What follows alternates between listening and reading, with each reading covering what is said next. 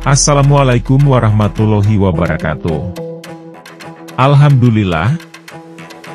Mari kita dengarkan kajian Islam oleh Al-Ustadz Abu Humairah tentang kenapa Allah tak bisa dilihat di dunia.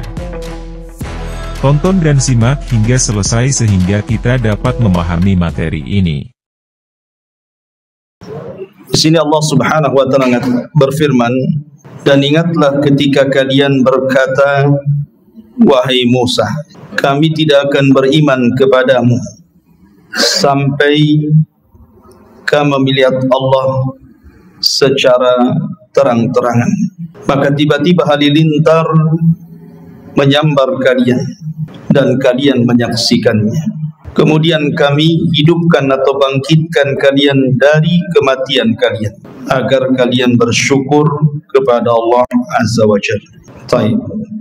Di dalam ayat ini Allah Subhanahu wa taala hendak menceritakan kepada kita tentang orang-orang pilihan Nabi Musa alaihi salatu wassalam. Mungkin kalau di dalam Islam itu al-asyaratu al-mubashshiruna bil jannah, 10 sahabat yang dijanjikan masuk surga. Nah, Nabi Musa juga punya orang-orang pilihan sebanyak 12 orang. 12 orang pilihan Musa ini diajak oleh Musa untuk datang ke Bukit Saina mengambil Taurat sebagai undang-undang Bani Israel. Berangkatlah mereka semua, tapi karena perjalanan sangat jauh sekali, orang-orang ini tidak sanggup berjalan seperti halnya Nabi Musa yang Allah berikan kekuatan, sehingga Musa bergegas duluan dan orang-orang pilihan ini menyusul. Nah, ketika Nabi Musa sampai di Bukit Saina, maka Musa alaihi salatu wassalam berpuasa selama 30 hari. Ketika hendak membatalkan puasanya, maka Allah Subhanahu wa taala melarang dan memerintahkan Musa untuk meneruskan 10 hari lagi sehingga genap menjadi 40 malam. Lah ketika itulah Allah Subhanahu wa taala menurunkan Taurat kepada Musa alaihi salatu wassalam. Dan Taurat adalah satu di antara kitab-kitab langit yang Allah Subhanahu wa taala turunkan ke bumi. Di sana ada suhuf, di sana ada Taurat, ada Zabur, Injil dan Quran. Jadi Taurat ini turun kepada Nabi Musa alaihi salatu wassalam. Dan Taurat dalam istilah orang di luar Islam adalah perjanjian lama. Kalau Injil itu disebut perjanjian baru. Nah, ketika Musa sudah mendapatkan papan Taurat itu, barulah kemudian 12 orang pilihan ini baru sampai. Jadi setelah turun Taurat mereka baru sampai, sehingga mereka tidak bisa menyaksikan bagaimana Allah menurunkan Taurat kepada Musa. Dari sini kemudian mereka mulai lancang meminta kepada Musa alaihi salatu wassalam untuk dipertunjukkan Tuhannya. Mereka minta agar mereka bisa melihat Allah. Dari sini kisah dimulai. Allah mengatakan, wa id qultum ya Musa lan nu'mina laka hatta narallaha jahra. Dan ketika kalian berkata kepada Musa, wahai Musa, kami tidak beriman dengan kenabianmu. Kami tidak beriman dengan kenabianmu sampai kami melihat Allah secara terang-terangan. Inilah kelancangan Bani Israel, orang-orang pilihan mereka kepada Musa. Maka mereka kemudian dihukum serta-merta pada waktu itu. Tiba-tiba permintaan itu langsung dibalas dengan azab.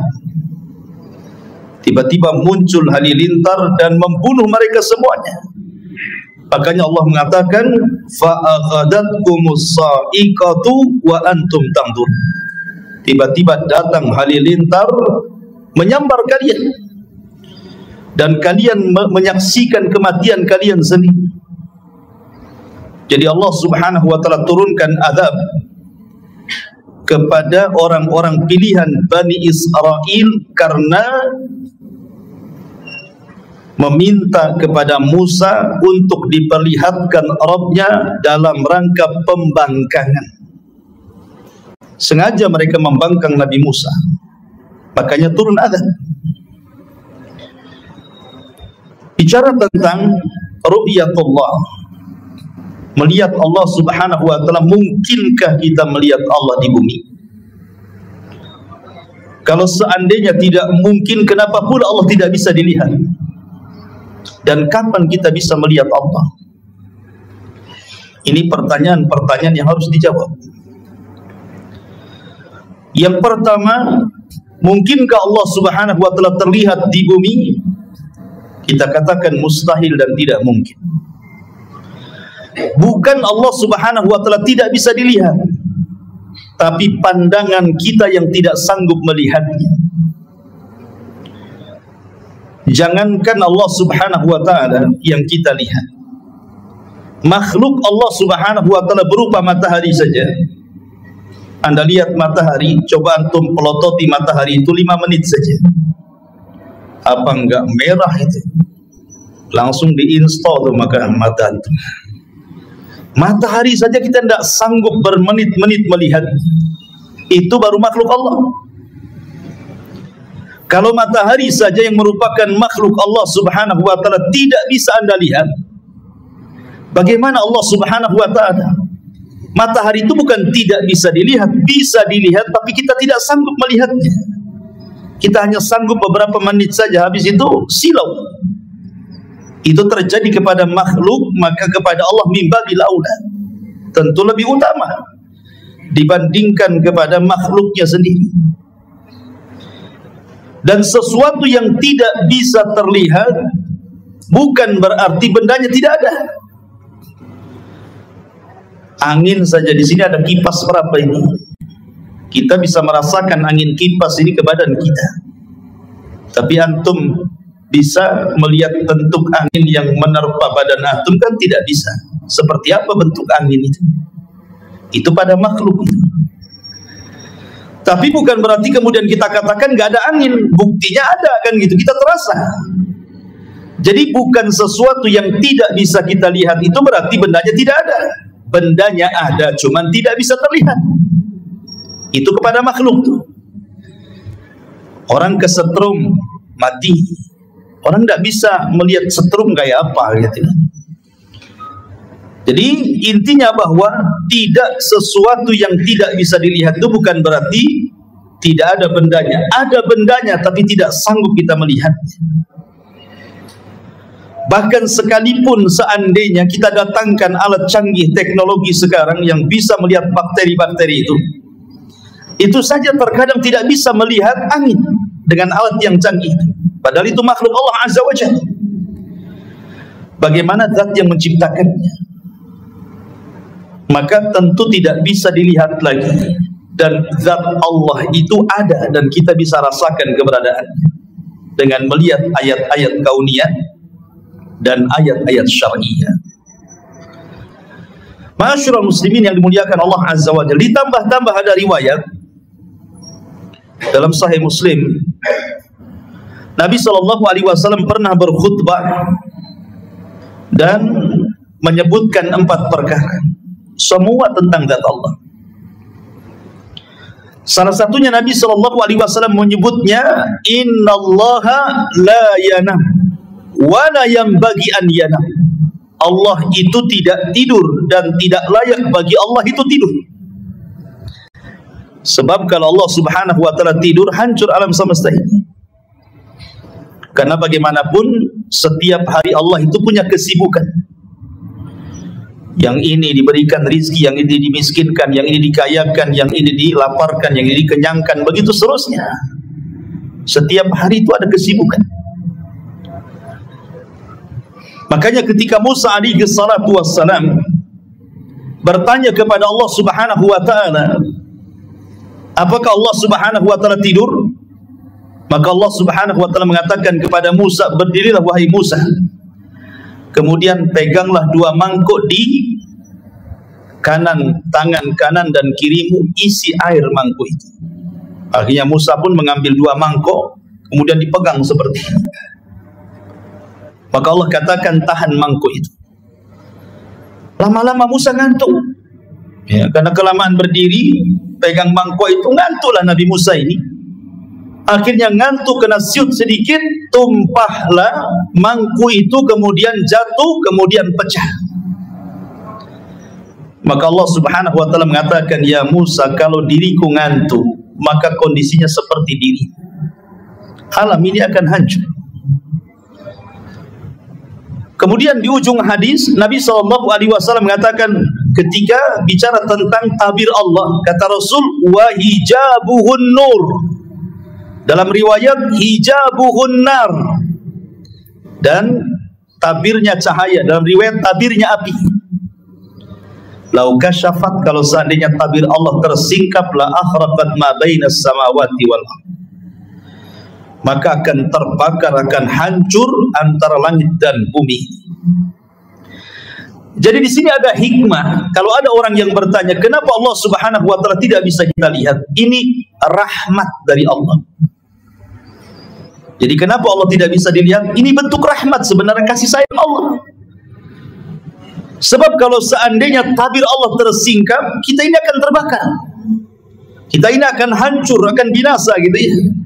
Sehingga dengan ditabirnya Allah dari kita dan tabirnya Allah cahaya ataupun api, menunjukkan bahwa tidak terlihatnya Allah dengan kita itu dalam bentuk rahmat kasih sayang Allah kepada kita. Ketika Nabi Musa alaihi salatu wassalam datang menghadap Allah Subhanahu wa ta'ala dan mengatakan, anzur ilaika ya Rabb, aku ingin melihat wajah. Allah Subhanahu wa ta'ala tidak menolak permintaan Musa, tapi Allah mengatakan, lan tarani, kau tidak bisa melihat. Kemudian sebagai bukti Allah tidak menolak permintaan Musa, bukan hanya mengatakan lan tarani, kau tidak bisa melihatku, tetapi kata Allah Azza wa Jalla, walakin dur ilal jabal, kau lihat gunung itu, gunung yang batu isinya itu, gunung Tursina itu, kau lihat gunung itu. Fa in istaqarra makana fa sawfa tarani, kalau gunung itu tidak bergeming dari tempatnya, tidak hancur, kalau aku tampakkan kepada gunung itu, engkau akan melihat aku. Apa yang terjadi? Allah berfirman dalam surah Al-A'raf, falamma tajalla rabbuhu lil jabali ja'alahu dakka wa sara Musa sa'iqa. Ketika Allah betul-betul menampakkan dirinya kepada gunung itu, apa yang terjadi? Hancur gunung itu. Gunung itu hancur. Jangankan Allah Subhanahu wa ta'ala memperlihatkan dirinya kepada gunung, seandainya Quran saja turun kepada gunung ini, lau anzalna hadzal Qur'ana ala jabalin la ra'aitahu khashi'an mutasaddian min khasyatillah. Mutasaddi, bisa belah gunung itu karena takutnya kepada Allah. Apalagi Allah menampakkan kepada gunung itu, hancurlah gunung itu. Maka gunung itu hancur, Musa kaget dengan ledakannya, kemudian Musa pun pingsan.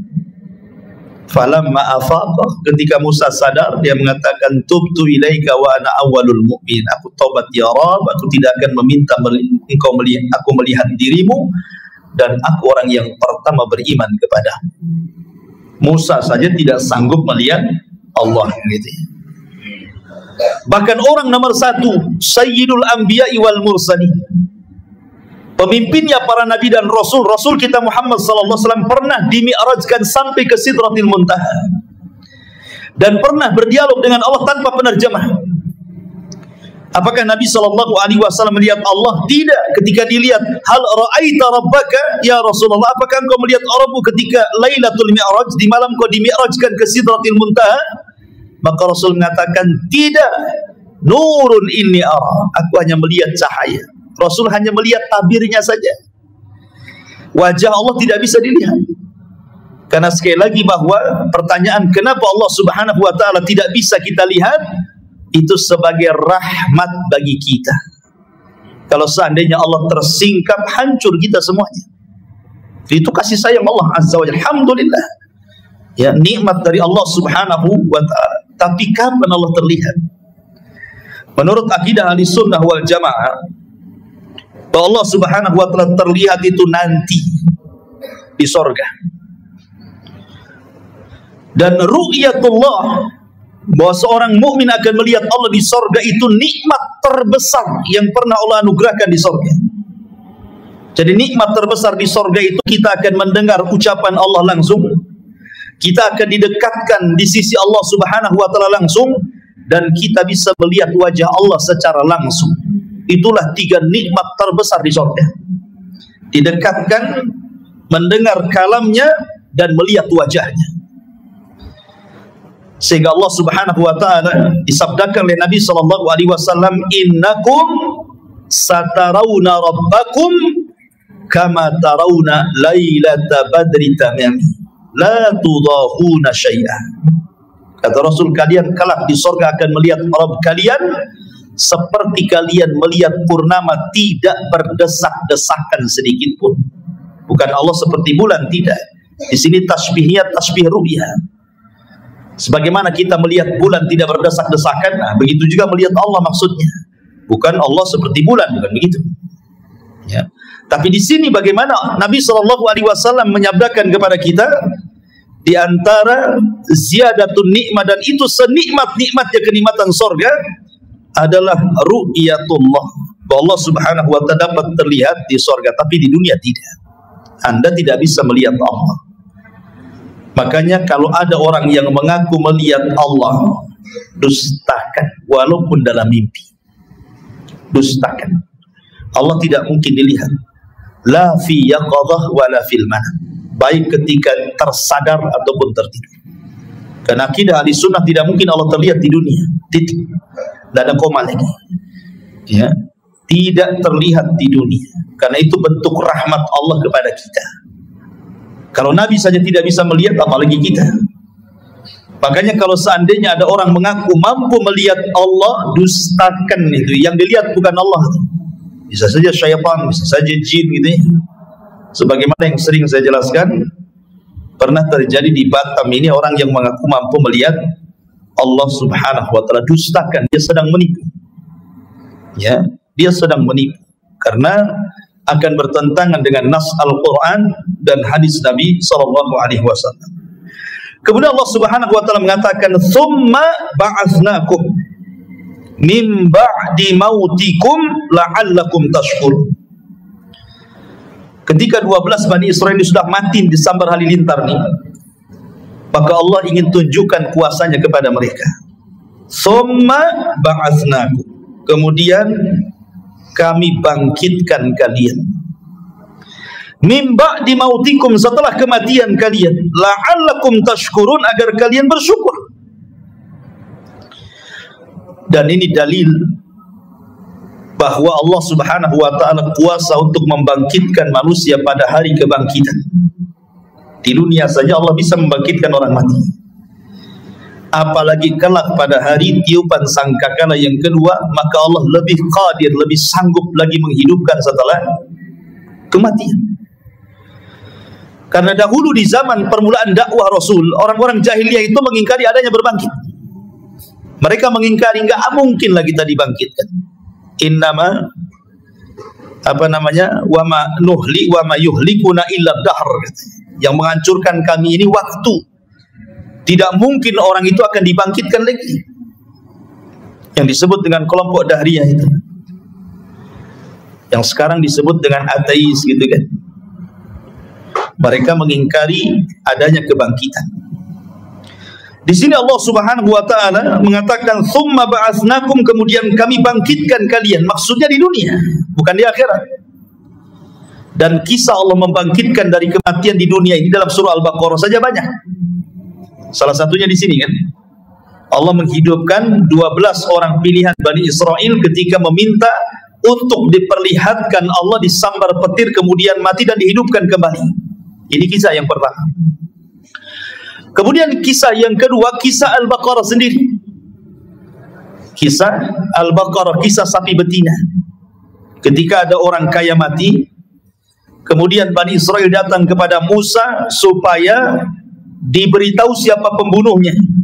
Maka Musa mengatakan, sembelilah seekor sapi betina. Tapi karena mereka banyak cincong, banyak ngomong, banyak tanya, dipersulitlah mereka untuk mencari sapi betina. Tapi di ujung cerita mereka bisa membeli sapi itu walaupun dengan susah payah. Kemudian Musa memukulkan sebagian dari badan sapi itu, hidup lagi orang kaya ini, Kemudian Musa bertanya, man qatilu, siapa pembunuh? Kemudian orang ini lirik, tuh yang bunuh saya. Habis itu mati lagi. Ya, jadi ini kisah yang kedua. Kisah yang ketiga, kisah Nabi Uzair. Uzair tidak diwafatkan. Uzair itu cuma ditidurkan 1 abad. Ditidurkan 100 tahun. Pembahasannya bukan di Uzairnya, bukan, tetapi di keledainya. Dia kan bawa keledai, kemudian bawa makanan dan minuman. Makanan dan minumannya tidak berubah sama sekali. Padahal sudah 100 tahun tuh. Tidak berubah sama sekali, minumannya yang nggak basi, makanan yang nggak basi gitu ya. Masalahnya keledainya sudah mati. Jadi keledainya itu sudah hilang, sudah tinggal tulang belulang saja, daging kulitnya entah kemana gitu. Namanya keledai diikat, sementara Uzair tidur 100 tahun. Siapa yang ngasih makan, matilah kan itu. Nah, coba kalau antum tidak percaya, ikat kambing 100 tahun, jangan kasih makan. Nanti tinggal tulang-tulangnya saja kan gitu. Ketika Uzair melihat keledainya tinggal tulang belulang, tiba-tiba Allah Subhanahu wa taala menghidupkan keledai itu di hadapan Uzair. Tiba-tiba tulangnya terangkai, jadilah tulang keledai. Kemudian datang dagingnya entah dari mana, datang kulitnya, jadilah keledai Uzair, dimasukkan ruh. Tiba-tiba berteriak seolah kiamat bangkit. Kenapa? Wa'lam annallaha ala kulli syai'in qadir. Supaya Uzair tahu Allah itu segala sesuatu maha mampu. Kenapa? Karena Uzair ketika melihat kota roboh itu, Uzair seolah-olah ragu-ragu. Kaifa yuhyi hadhillahu ba'da mautiha. Bagaimana mungkin Allah menghidupkan kota setelah hancur ini? Ya kan? Maka Allah Subhanahu wa taala berikan permisalan, keledai saja yang sudah mati bisa dihidupkan, apalagi kota gitu maksudnya. Maka ini kisah yang ketiga. Kemudian kisah yang keempat, kisah ketika Bani Israel terkena taun. Di mana Allah Subhanahu wa taala berfirman, alam tara ilal ladzina kharaju min diyarihim wa hum ulufun hadarul maut wa qila lahum mutu tsumma ahyahum. Tidakkah kau lihat Bani Israel itu yang mereka lari dari negerinya karena menghindar kematian? Karena negeri itu turun wabah taun, 70.000 Bani Israel mati di negeri itu terkena wabah taun. Akhirnya kemudian mereka pun lari, tidak mau terkena taun, yang selamatnya tidak mau tinggal di situ, lari ribuan orang. Makanya Allah mengatakan uluf, bukan alaf, uluf, ribuan jumlahnya, banyak sekali, menghindari penyakit taun. Maka mereka pun ke lembah. Rupanya sampai di lembah, malaikat maut sudah nunggu. Kemudian malaikat maut mencabut nyawa mereka semua. Tidak mati karena taun, mati pula oleh malaikat maut. Mereka kan maunya menghindar dari kematian taun. Keluarlah dia. Ke daerah yang mereka inginkan di lembah, rupanya malaikat maut sudah banyak berdiri di situ. Dari sini ada kaidah para ulama, al-hadaru la yamna'ul qadara. Menghindar dari kematian itu tidak mencegah takdir kematian. Anda tidak mati karena corona, bisa aja mati ditabrak sepeda ontel, ya kan? Namanya takdir itu siapa yang tahu? Lah ketika orang ini sudah mati semuanya, yang ingin menyelamatkan dari tahun ini, datang seorang nabi, namanya Hazkiyah, dari nabi-nabi Bani Israel, Nabi Hazkiyah. Maka Nabi Hazkiyah berdoa kepada Allah Subhanahu wa taala untuk dihidupkan orang-orang ini. Akhirnya Allah Subhanahu wa taala mengabulkan doa Hazkiyah, dihidupkan semuanya. Dan mereka pun beriman kepada nabinya belakangan. Ya kan? Nah, ini kisah yang keempat, Allah menghidupkan setelah kematian. Kisah yang kelima masih dalam Al-Baqarah. Kisah Nabi Ibrahim alaihi salatu wassalam. Ketika dia bertanya kepada Allah, kaifa tuhyil mauta, bagaimana engkau menghidupkan dari kematian ya Rabb? Maka Allah mengatakan, ya Ibrahim, ambil 5 unggas jenis burung-burungan, entah ayam, entah apa yang bisa terbang lah, burung apa gitu kan, 5 unggas, kau potong-potong, kau potong kecil-kecil, dari paha, dari sayap, dari kaki, dari semua kau potong-potong semuanya. Potong-potongannya itu kau letakkan di semua gunung-gunung sana. Kau pegang kepalanya satu-satu. Jadi Ibrahim hanya megang kepalanya saja. Badannya sudah dipotong-potong, sudah disebar di mana-mana bukit, di mana-mana gunung. Maka Allah mengatakan, "Summan uhunna ya'tinaka sa'ya." Kau panggil tuh badan-badannya tuh. Maka Ibrahim memanggil badan-badannya itu. Tiba-tiba melesat badannya dari semua bukit dan gunung, dan tidak ada yang salah dengan kepalanya. Yang ayam ya tidak gabung dengan merpati, gitu ya. Ayam dengan ayam juga, gitu ya. Jadi persis nyambung dengan binatang yang dipotongnya. Lah dari 5 kasus ini, termasuk di sini, summa ba'atsnakum min ba'di mautikum la'allakum tashkurun, bahwa kalau Allah sanggup menghidupkan dari kematian di dunia, maka Allah sanggup akan menghidupkan manusia di akhir. Maka jangan pernah mengingkari hari kebangkitan. Allah sanggup menghidupkan di dunia. Bagaimana pula Allah Subhanahu wa taala tidak sanggup menghidupkan di akhirat? Ya. Karena Allah Subhanahu wa taala itu ala kulli syai'in qadir. Atas segala sesuatu maha mampu. Kemudian Allah Subhanahu wa taala mengatakan, "Wa dhallalna 'alaikumul ghamama wa anzalna 'alaikumul manna wassalwa." Dan kami naungi kalian dengan awan, dan kami turunkan kepada kalian al-manna dan salwa, makanan man dan juga salwa. Kulu min thayyibati ma razaqnakum, makanlah apa yang kami rizkikan kepada kalian. Wa ma zalamuna, dan mereka tidak mendolimi kami, walakin kanu anfusahum yadlimun, mereka lah yang mendolimi diri-diri mereka sendiri. Jadi begini kisahnya, ini kisah lain. Jadi Bani Israel, ketika mereka sudah sampai di perbatasan kota Ariha. Ariha itu kota tertua di dunia. Setelah Ariha itu Baitul Maqdis. Jadi pasukan Nabi Musa itu tidak bisa masuk ke Baitul Maqdis kecuali harus melewati satu kota yang disebut dengan Ariha namanya. Kota tertua di dunia. Sementara orang-orang di Ariha itu sudah dikuasai orang-orang Arab dari keturunan kaum Ad. Sudah ada orang-orang Amalika di sini. Jadi keturunan kaum Ad sudah menguasai Ariha. Sementara Nabi Musa tidak bisa ke Baitul Maqdis kecuali harus menyerang Ariha. Kalau tidak diserang Ariha, maka mereka tidak akan berhasil masuk Baitul Maqdis.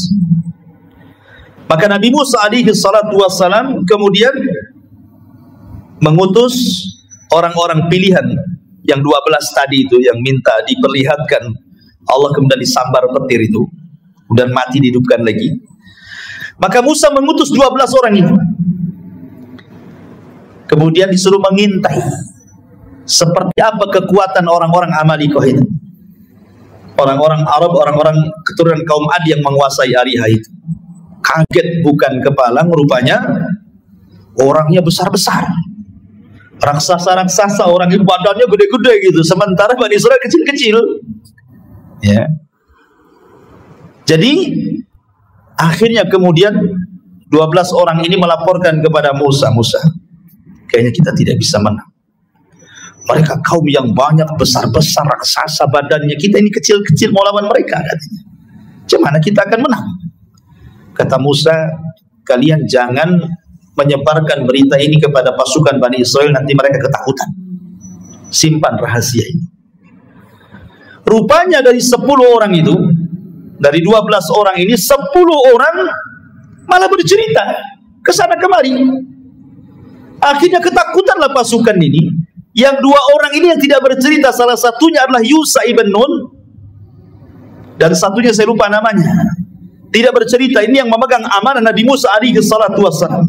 Makanya nanti Yusha ibn Nun akan menjadi penerus kenabian Nabi Musa, karena dia orang yang dipercaya Musa dan pemegang amanah.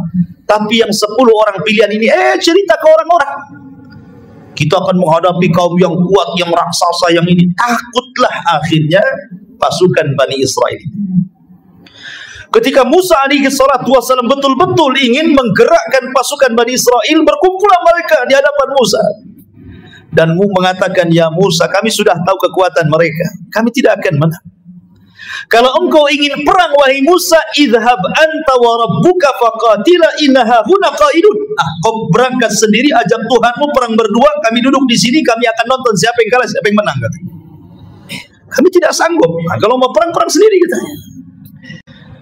Dari sebab itulah maka Allah Subhanahu wa taala turunkan azab kepada mereka berupa mereka diletakkan di bumi itu, mereka tidak bisa keluar karena mereka tidak mau diajak jihad, tidak mau membebaskan Baitul Maqdis, tidak mau melawan orang-orang Amalika yang menguasai Ariha. Akhirnya Allah Subhanahu wa taala azab mereka dengan cara apa? Arba'ina sanatan yatihuna fil ardi. 40 tahun mereka linglung di situ, tidak bisa keluar. Sementara mereka tinggal di padang pasir. Tidak ada bukit, tidak ada gunung, tidak ada pohon, tidak ada lembah, tidak ada air, tidak ada apa-apa. Padang pasir, kering kelontang, lautan padang pasir. Apa yang mau dimakan? Apa yang mau diminum?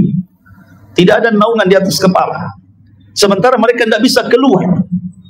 Makanya kalau antum pernah hidup di Timur Tengah itu, kemudian lihat padang pasir seolah-olah lautan tidak bertepi. Bingung orang kalau udah nyasar di padang pasir itu mau kemana? Ya. Jadi mereka linglung, nggak bisa kemana-mana karena padang pasir semuanya. Makanya disebut Arduti dalam bahasa kita, negeri linglung. Mereka nggak bisa keluar dari situ. Lah ketika mereka tidak bisa keluar dari situ dan itu akibat mereka tidak mau diajak jihad, mulailah mereka meminta kepada Musa alaihi salatu wassalam makanan. Musa, kita di padang pasir, apalah yang kita akan makan?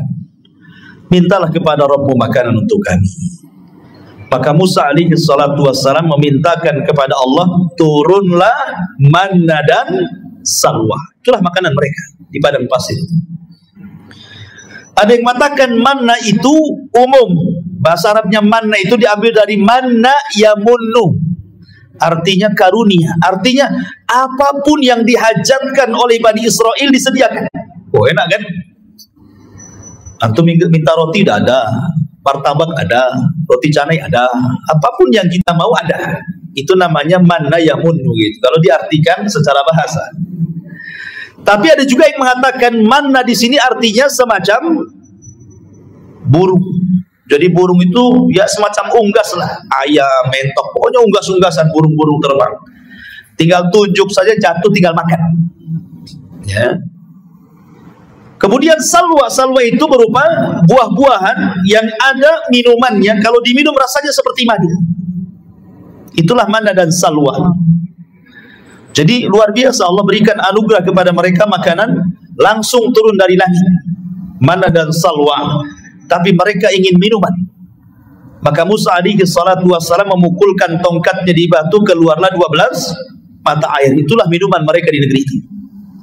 Kemudian mereka mengatakan, Musa, panas, nggak ada payung, nggak ada pohon, panas. Maka mereka mengatakan, ya Musa, lindungilah kepala-kepala kami dari matahari. Dari sini Allah katakan, wa dhallalna alaikumul ghamam. Kami berikan kepada kalian naungan awan. Oh, enak kurang apa kan? Mereka sudah tidak lagi terkena sinar matahari, sudah ada awan yang menaungi kepala mereka.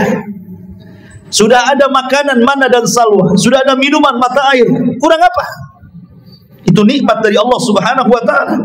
Sehingga Allah mengatakan, kulu min thayyibati ma razaqnakum, tinggal makan kalian dari yang baik-baik yang kami rizkikan kepada kalian. Wa ma dhalamuna walakin kanu anfusahum yadhlimun. Mereka tidak mendolimi kami, tapi mereka mendolimi mereka sendiri. Kenapa? Karena mulai kurang ajar kepada Musa alaihi salatu wassalam. Apa kurang ajarnya? Wa idh qulna dkhulu hadhil qaryah. Ya.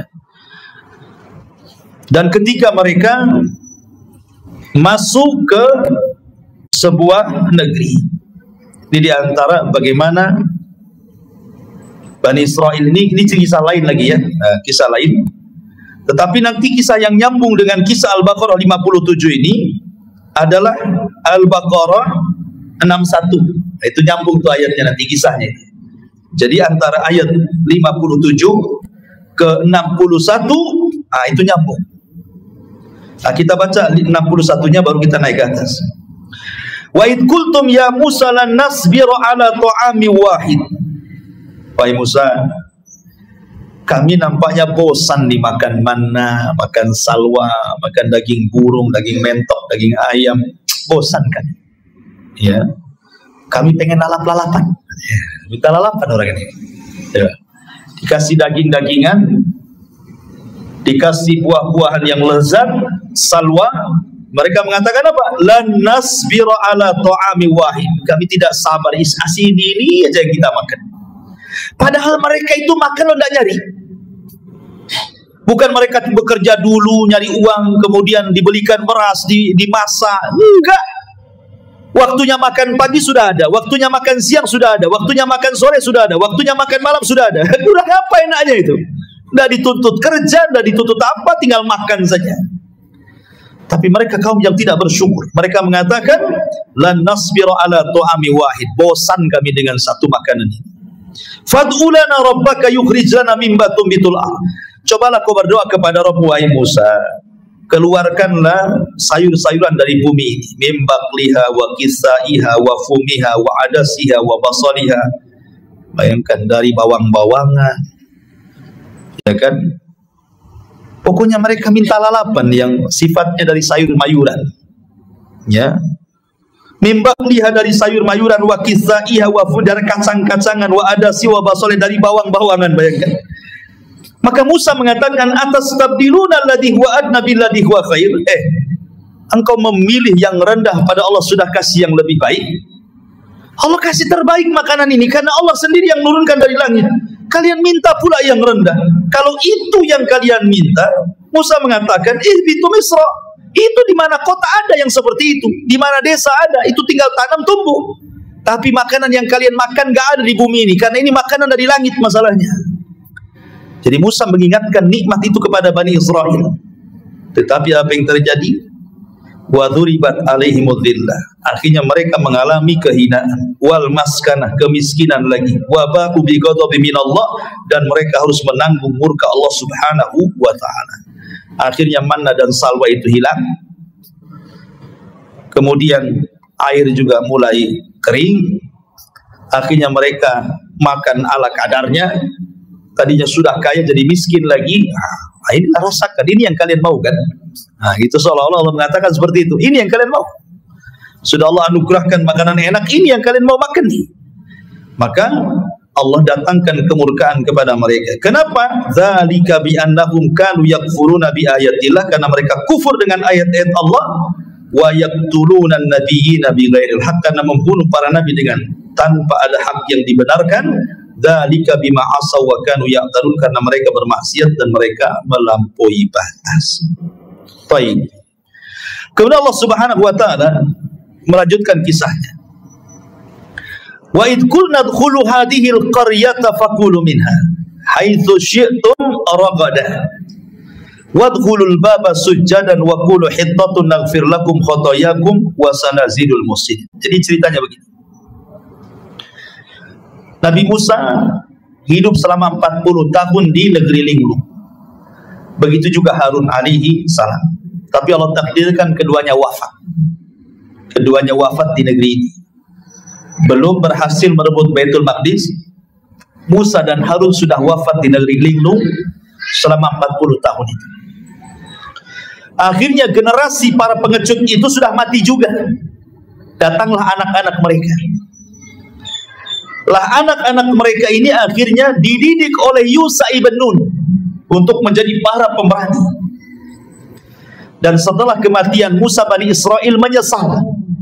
Itulah terkadang ketika Nabi Musa di masa hidup mereka suka mengejek Musa, menghina Musa, bahkan sampai menyakiti Musa, sampai Rasul mengatakan rahimallah akhu Musa laqad udhiya katsiran fasabar. Semoga Allah merahmati saudara kita Musa, dia banyak diuji Bani Israel tapi dia sabar.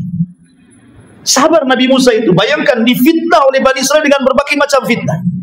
Sampai kepada masalah pribadi privasinya itu difitnah oleh Bani Israel. Ketika Musa tidak mau mandi bareng, kan kebiasaan Bani Israel kan suka mandi bareng kayak kita di desa-desa kan. Zaman bahula kan gitu ya. Belum di rumah itu belum ada kamar mandi, belum ada toilet jongkok, apalagi duduk gitu ya. Orang berak masih ditambak, masih di ini, kalau di orang-orang yang dekat laut, kalau di sungai ya di sungai gitu. Jam 3 pagi itu udah sibuk tuh orang nongkrong-nongkrong di pinggir sungai itu kan.